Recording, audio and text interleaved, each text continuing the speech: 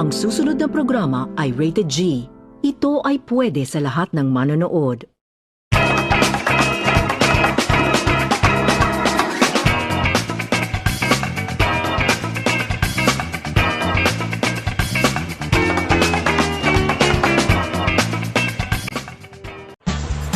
Magandang araw, Pilipinas!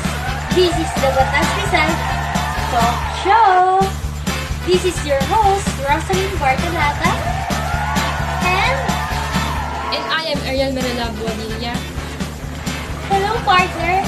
How are you today? Actually, partner, I'm really good at excited na marinig ang mga salubin at opinion ng ating mga guests. Me too, partner! At hindi lang ako dyan na-excite, kundi pati na rin sa mga guests natin ngayong araw. Dahil nga personal yung pinuntahan ng ating geng-geng na partner na si Carlos Avena upang malaman ang mga saloobin ng mga estudyante o mga mamayang Pilipino kung ano nga ba ang importansya ng Batas Rizal sa kanila. Since nandito na rin tayo magkakasama mga kaibigan, pwede bang pag-usapan natin ang Batas ni Rizal? Dahil sa panahon na yan, unti-unti natin nalilimutan.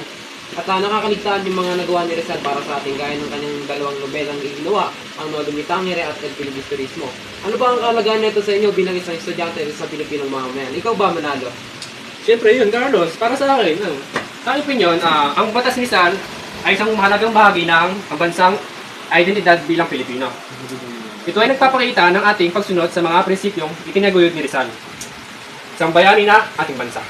So yun nga, sa pamamagitan ng pag-aaral at pagpapalaga sa mga aral ni Rizal, tayo ay nagiging maalam at mapanagot sa ating kasaysayan. Ipinapakita rito ang ating pagmamahal sa kultura at pagkakakilanlan ng Pilipinas at nagbibigay daan sa atin ng mas malalim na maunawaan ang kahalagaan ng pagiging isang Pilipino. So ayun lang. So ikaw nga, ano?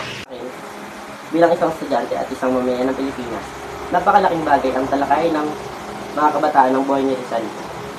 Dahil napakalaking tulong ang ginawa ni Rizal para sa ating bansa, ipinakita nito kung paano niya sinakripisyo ang kanyang sarili sa pag-usbong at kamalayan ng mga kababayan. Dahil dito, ibinuwis niya ang kanyang buhay, para ipagtanggol tayo sa mga Espanyol. At sa iyo, Carlos. Sa akin palagay, tama naman ng yung mga sinabi.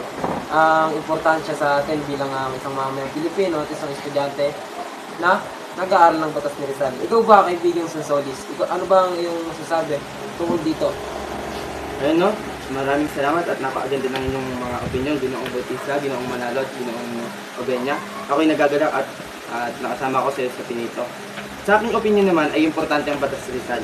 Napakalaga ng usapin nito sapagkat napakalaking ambag hindi lang sa aking buhay, kundi sa atin at sa ating kapwa Pilipino. Si Dr. Jose Rizal ang unang nagturo sa atin paano mahalin ang sariling bansa at wika. Napakalaking impluwensya hindi lang sa akin, kundi sa kapwa kong mag-aaral. Isa sa pinakatanyag na nobela na nagawa ni Jose Rizal sa Pilipinas ay ang Noli Me Tangere. Nagtataglay ng makatotohanang pangyayari na gumising sa mga Pilipino ang kawalang katarungang pagmumulupit at pang-alipin ng mga Kastilang mananakop. Sa iyo naman, Ginoong Ramos, ano naman yung masasabi? Sa pag-aaral sa batas ukol kay Rizal, ay nagbibigay ito ng huwarang na pagiging masipag sa ating komunidad at lipunan. Pinapaalala nito sa bawat isa sa atin na may papel tayo sa pagunlad ng Pilipinas.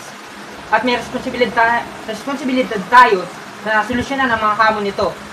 Sa iyong palagay, Ginoong Reynoso.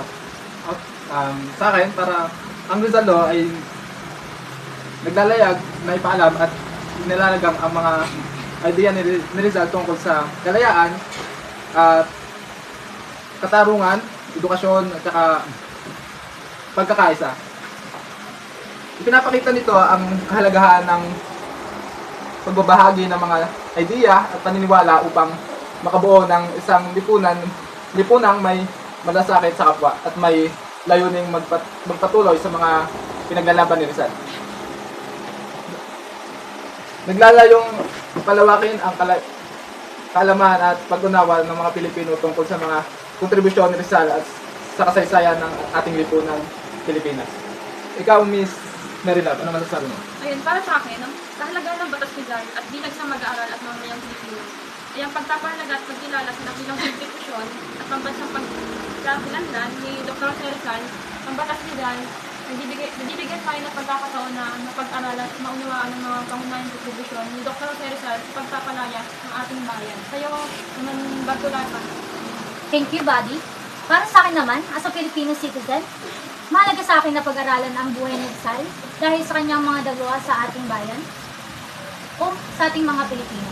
Tungo sa kalayaan ng Pilipinas, pinili niyang ipaglaban ang ating bansa sa pamamagitan ng kaalaman, kapangyarihan at ng mga kanyang titik. Napansin niya ang patuloy na paghihirap ng kanyang mga kababayan sa kamay ng mga Espanyol at sinikap niyang wakasin ang mga sitwasyon. So yun, yung mga napag-usapan natin ngayong araw, itinadalahan ko na magkaroon ng aral sa inyong manonood dito. At sana magustuhan nyo ang aming mga pinagsasabi kahit na medyo walang kabuluhan. Pero may naiintindihan pa rin kayo at may makukuha ang aral. At inaasahan ko na ito ay papatok para sa inyo at ito ay inyong papanagaran lamang po. Maraming salamat!